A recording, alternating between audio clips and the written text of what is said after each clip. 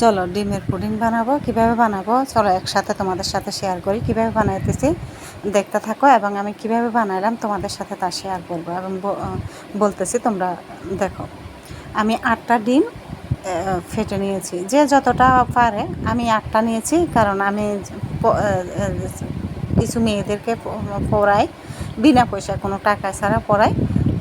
এখানে আমরা প্রায় আমরা ঘরের সবাই মিলে প্রায় আমরা 10-12 জন, তার অনুযায়ী আমি নিয়েছি যে 8টা ডিম নিয়েছি। তার মধ্যে 2 টেবিল চামচ আমি চিনি দিলাম, চিনি দিয়ে হালকা লবণও দিছি, ওইটা হয়তো দেখাই নাই। এরপরে একটা বাটির মধ্যে আমি ক্যারামেল করতেছি। ক্যারামেলটা আসলে আমার একটু কালো হয়ে গেছিলো, কিন্তু তোমরা আর একটু হিট কমাই দিয়ে করবা, আর একটু আগে নামাই ফেলবা। এই যে একটু কালো হয়েছে, তবে এক সাইডে হয়েছিল কিন্তু পুরো সাইডে হয়েছে না। দেখতে থাকো, পরে লাস্টে একটু বসবে। এই যেই সাইডে একটু হয়েছে ওই সাইডে একটু কালো হয়েছে, আর ওগুলো সুন্দর হয়েছে। এরপর আমি দুধ আধা কেজি দুধের জ্বালাইয়া আমি 1 পা করছি, মানে 500 গ্রাম দুধকে আমি 250 গ্রাম করছি জ্বালাইয়া। এরপরে এগুলো আমি ঠান্ডা করে তারপর আমি ডিমের সাথে মিক্স করছি। আগে কিন্তু আমি কি দিয়ে ফাটালাম, চিনি এবং ডিম একসাথে ফাটাইছি, এর মধ্যে একটু লবণ দিয়েছি। এর মধ্যে এখন আমি দুধগুলো অ্যাড করছি। অ্যাড করে আমি যেহেতু ব্লেন্ডার ছাড়া করতেছি, তাই আমি অনেকক্ষণ ফাটাইছি। ফাটানোর পরে এরপরে আমি যেটাতে ক্যারামেল করছি ওইটাতে দিয়ে দিছি। আমি প্রথমে মনে করছি 2 বার দিতে হবে, কিন্তু না, 1 বার দিতে আমার হয়ে গেছে।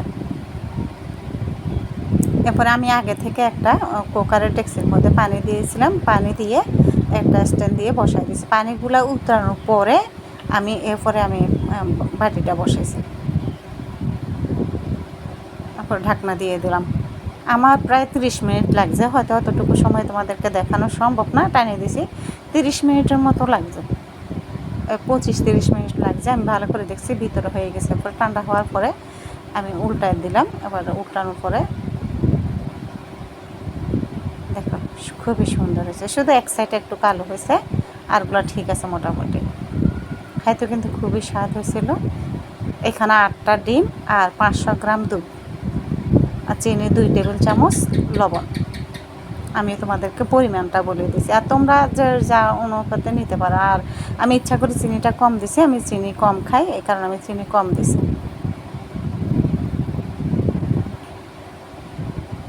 আর আমি যেহেতু পড়াই, তোমাদেরকে আগেও বলছি, আমি কিছু বিনা পয়সায় মেয়েদেরকে পড়াই, সবার জন্য আমি ফিস করতেছি। এখানে আমরা অনেকগুলো মানুষ ঘরের এবং মেয়েগুলো সব মিলে পাস্তা করছিলাম, এটা করছিলাম। ওদের জন্য একটা পার্টি রাখছি, বলছে যে এরকম করলে যেন সব সময় আসে, মাঝে মাঝে এদেরকে নিয়ে একটু আনন্দ করি।